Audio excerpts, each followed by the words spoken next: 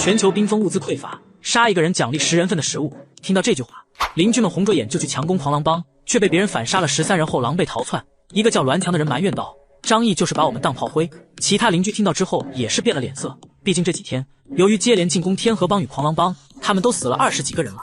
其他人想到这或许就是自己的结局，也是脊背发凉。李成斌指着他骂道：“你不要胡说八道，最起码咱们现在能吃上饭，这都是张毅给的。”栾强轻蔑地嗤笑了一声：“他给我们饭吃，这是不假。我也承认，一开始我还挺感动的。可是后来呢？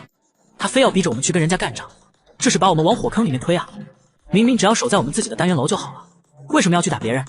我们保证自己的安全，让张毅每天去给我们找食物，这才是最好的结果。就是他偏偏要惹是生非，得罪其他楼的人，真把其他人都惹急了，以后过来攻打我们怎么办？”说到这里，栾强又丢下来一个重磅炸弹。而且根据我的观察，他给我们带来的食物，他自己是从来不吃的，所以他肯定偷偷留下来好的给自己，却让我们吃垃圾食品。外面那么多超市和商场，他天天说自己搜集食物有多难，你们真的信吗？他就是拿大家伙当傻子骗呢。这番话说到了很多人的心坎里。一开始他们都以为自己只需要安静的守住25楼就好，然后张毅就会出去给他们带来大量的食物，让他们吃饱。可谁想到张毅竟然让他们出去跟人家干仗，这多残忍啊！他们又不想死，凭什么让他们去送死？人群中，一个女人也低头说道：“张毅这么做是有些不对，没必要白白让我们送死吧？情绪是会感染的，更别说他们现在是站在同一战线的。”陆续的，其他人也开始表达自己的不满。我们天天拼死拼活，他只要出去找点东西回来就行了。他不过是仗着有一辆雪地摩托车罢了，贡献哪有我们大？就是啊，如果把他的那辆车给我，我也可以出去找食物，有什么难的？我看栾强说的对。他的心里就是打算让我们当炮灰，听他的话跟人家玩命。李成斌握着铁锹的手有些松动，他忽然怒喝了一声：“够了，不许再说这种话，小心被张毅知道了，把你们都给杀了。”大家伙心神一凛，纷纷闭上了嘴巴。这个时候，栾强却是一脸阴险地走到李成斌跟前，压低了声音说道：“这些话我们大家都说了，难道你要去告密，让张毅杀了我们所有人？”众人的目光齐刷刷地望向李成斌。如果李成斌敢说一个让他们不满意的字，他们现在就要把李成斌杀了灭口。李成斌脊背发凉，艰难地吞下一口唾沫：“我没有那个意思，大家都是邻居啊，而且你们要是死了，我还能活着吗？放心好了，我不会告密的。”栾强这才笑道：“这样就对了吗？我们大家也只是随便吐槽一下而已，没有别的意思。”其他人也纷纷笑道：“就是干嘛那么认真？以前上班的时候也经常骂领导和老板，班还不是得照上。”大家的脸上都带着笑容，可是眼睛里却出现了异样的东西。毕竟他们这几天死的人太多了，每个人的心里面都会产生一些想法。不久之后，张毅和尤大叔回来了，同时带来了2包垃圾食物。知道战况之后，他装模作样的安慰了一番众人，而且当众拿出2份卤肉饭奖励给了姜磊和李成斌。其他邻居也都分到了2人份以上的食物。不过张毅却感觉这一次大家的情绪有些不太对劲，虽然他们没有说什么，可是眼神中却带着几分对他的排斥。张毅心中冷笑，他知道这些人开始怀疑他了，可那又怎么样？他太了解这群邻居了，有贼心没有贼胆。当初被陈正豪一把手枪就给吓得任由宰割，现在他们心里再不愿意给张毅做炮灰，可是张毅用一把枪和一块发霉的面包就能让他们立刻跪舔。一群下贱的玩意，没有必要把他们当人看。尤大叔这边把自己搜集到的衣服笑呵呵地拿给了谢丽梅。谢丽梅眼睛一亮，高兴地把衣服接到手中。尤大叔给谢丽梅找的衣服都是名牌，甚至因为他自己不懂，还让张毅帮忙指点。谢丽梅从来没有穿过那么昂贵的衣服，见到自己和孩子都有新衣服穿了，不禁搂着尤大叔的胳膊亲昵地说道：“尤大哥，你真好。”邻居们看到那些新的棉衣，心里面不禁嫉妒了起来。栾强壮着胆子说道：“张毅，你下次出去能不能帮我们大家也带些衣服回来？最好是羽绒服，或者……”他望着张毅身上的专业级防寒服，贪婪地吞了口唾沫，指着他说道：“像你身上的这种，应该也可以找得到吧？衣服的质量好坏，看他们在外面的时候抖不抖就知道了。”每次看到张毅气定神闲的样子，他们就知道张毅的衣服是御寒的顶级好货。大家的眼睛里流露出渴望，纷纷望向张毅。张毅，既然尤大叔可以找得到，那你下次就帮我们带些回来吧。张毅眉头微微一皱，心中发出了冷笑，还真是有够得寸进尺的。你们能吃饱饭，知不知道多少人羡慕嫉妒都来不及，现在还想穿好衣服。他笑眯眯的点了点头，以后有机会的话一定帮你们大家找找。不过我这车子太小了，驮不了多少东西，要不然我先不给你们带吃的，去找衣服。众人一听连连反对。那不行，穿的衣服我们还有，虽然没那么暖和也冻不死，可没有吃的，那滋味太难受了。张毅缓缓点了点头，那还是先找吃的回来吧。等以后有机会了，我一定帮你们找御寒的衣服回来，让你们再也不会感觉到冷了。张毅笑得很灿烂。全球气温降至零下100度，99.99%的人被冻死，而我却在家中陪女友洗鸳鸯浴。张毅回到家中，周可儿穿着围裙从厨房里走了出来，温柔地笑道：“你回来了，主人。”看着温柔贤惠的周可儿，张毅的心情稍微好了一些。时间长了，周可儿已经习惯了张毅仆人的这个角色。她是个聪明的女人，知道在末世做一根攀附大树的藤蔓是最幸福的事情，所以对于张毅的各种要求，她都会去满足，甚至张毅没有主动提的事情，她都会努力地完成。你在做什么？张毅脱下身上的防寒服，一边如此问道。周可儿蹲下来，帮张毅拿过来拖鞋，又把他的雪地靴放到一边的鞋架上。土豆炖牛奶，你不是很喜欢吃这个吗？我在尝试着做呢，就是不知道味道好不好。张毅此时也想吃点热的东西，暖一暖胃。他坐到沙发上，周可儿为他打来了洗脚水，双脚踩进温暖的热水当中，舒适和放松的感觉瞬间让张毅的身体都变得不再那么紧绷。今天冒着风雪跑了一天，即便有各种防寒设备，依旧会觉得有些冷。只有这个时候，他才会感受到拥有一个温暖的家是多么舒服的事情。今天他的心情总体来说非常不错，有了军营的具体位置，下一次自己就可以一个人过去挖掘下面的武器库。军营当中的武器弹药肯定比警局多很多倍，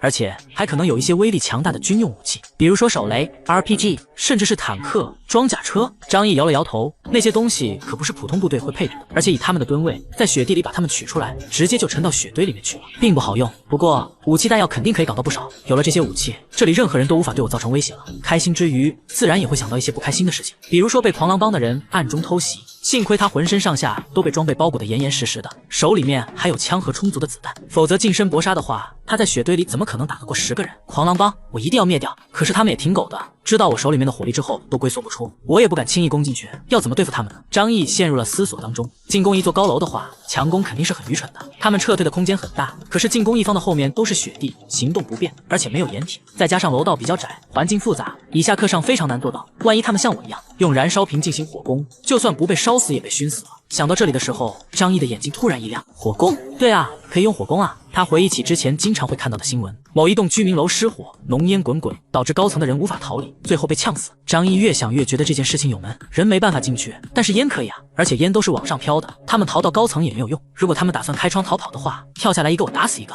张毅高兴地拍手称妙，这个方法非常好，是对付躲藏在建筑中敌人的绝佳手段。但是问题又来了，如果要放火的话，一定得是大火才行。各栋楼能用来烧火的木材，除了门没有拆除，其他的都已经拆了。张毅也想到了办法，外面有很多树木，我这几天多看一些，刚好这些树木是潮湿的，燃烧起来不能完全氧化，生成的烟雾更浓，只需要泼一些汽油上去，绝了！张毅想通了怎么对付那些躲在屋子里不出来的人，不禁心情舒畅。周可儿端来了准备好的晚饭，张毅尝了一口，微笑地称赞道：“手艺进步了。”周可儿听到张毅的夸奖，满脸欣喜：“真的？你喜欢吃的话，我可以天天做给你吃。”张毅笑着点了点头。两个人吃饭的时候，周可儿坐在张毅的对面，张毅的脑海里还在想着最近一段时间怎么解决小区里那些麻烦的邻居的问题，他心中有了初步的打算，暂时不要与他们发生大规模的冲突，就算是要打，也得等到自己收集完放火用的木料，以及从军营当中挖掘出来大量的武器以后，那样他才有100%的把握，将那些意图对自己不利的家伙一举杀个干净。正吃着饭的时候，周可儿忽然对张毅说道：“这2天咱们单元死的人好像有点多。”张毅的思绪被周可儿打断了，他看了面前的女人一眼，语气平淡：“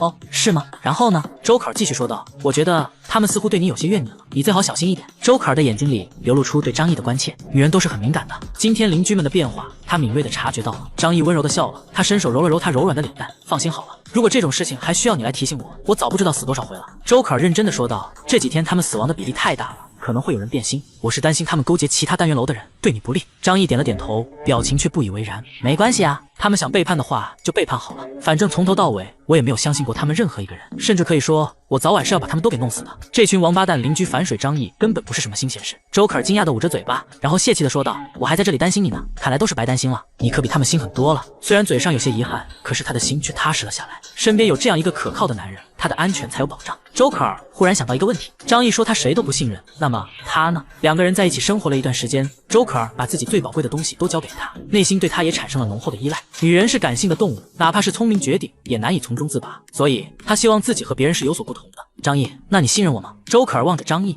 眼神当中带着一抹期待，甚至可以说是恳求。在这样人情淡薄、谁都无法信任的岁月，他也渴望能够得到一份温情。张毅望着他，毫不犹豫地说道：“可儿，你是我在这个世界上唯一信任的人。”周可儿的眼睛里仿佛有星星在闪烁，她的脸庞也迅速红润了起来。你又是在撒谎哄我开心吧？张毅摇了摇头，当然不，你是独一无二的，除了你，谁都不行。他的目光坚定，仿佛自己说的是真的一样。周可儿的眼睛微微有些湿润，她的内心有些相信了张毅所说的话，不禁感动了起来。张毅温柔的一笑，给她夹了一块牛奶，来吃点东西。看着周可儿一脸幸福的模样，张毅心中轻叹道：“女人原来都这么好对付，说谎话的时候不要心虚就可以了。”张毅的确喜欢周可儿，但是他爱的人只有他自己。不过他必须让周可儿相信他是爱周可儿的。这个世界上 CPU 一个人最好的方法当然是用感情，这就跟你去公司上班一样，公司的领导不也是跟你谈感情，还称呼员工为家人，只不过人家开除你的时候就拔掉无情了。只有让周可儿如此认为，并且对张毅死心塌地，张毅的后方才能稳定。吃过饭之后，张毅打算去洗个澡。周可儿脸红红的站起来问道：“要不要我帮你擦背啊？”张毅点了点头，也好，一个人洗澡的确不太方便擦背。独乐乐不如众乐乐，一起洗吧。他倒是还没有尝试过鸳鸯浴呢。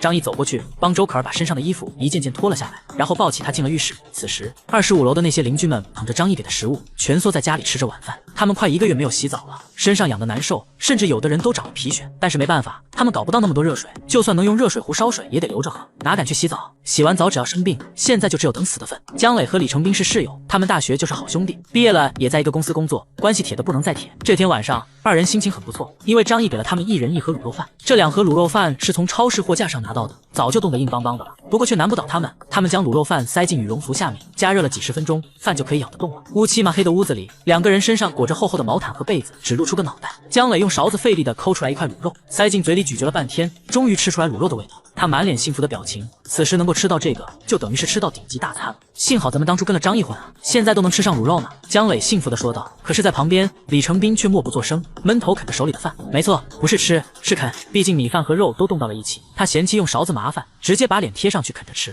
姜磊见到李成斌不说话，还以为他没有听见，便用胳膊肘捅了捅他。哎，你说我讲的对不对？咱们以后就跟着张毅了。你没有看到周可儿吗？那家伙现在依旧光鲜亮丽的，衣服都是名牌，加拿大鹅。最恐怖的是，他好像还能洗澡。姜磊的眼睛里满是羡慕。他现在清洁卫生的方式就是用手在身上搓灰，一搓就是一长条。不过后来他都舍不得搓了，因为留着还能保暖。李成斌看了他一眼，闷声说道：“你羡慕人家有啥用？你又没有那个条件。”姜磊感叹道：“说的也是，人家那零件咱们也没有啊，不然的话，高低我也得去试试。”他看着自己的兄弟，嘿嘿一笑。不过在那之前，我会先让你爽一爽。李成斌没好气地说道：“滚！就你这模样，白给我都不要。”姜磊争辩道：“你还别嫌脏，大不了我用嘴。”闭嘴闭嘴，越说越恶心了。二人之间的气氛开始变得有些微妙。沉默了片刻之后，李成斌才沉声说道：“姜磊，你有没有觉得张毅给咱们东西吃，实际上是在拿咱们当炮灰啊？他根本就没想让我们活着。”姜磊瞪大了眼睛：“你这是什么意思？”李成斌把白天邻居们说的话跟姜磊说了一遍。姜磊也陷入了沉默，说那些没用的又能怎么办？当初又不是没想过把他弄死，然后抢了他们家的房子和吃的，可咱们干不过他，还差点被他弄死了。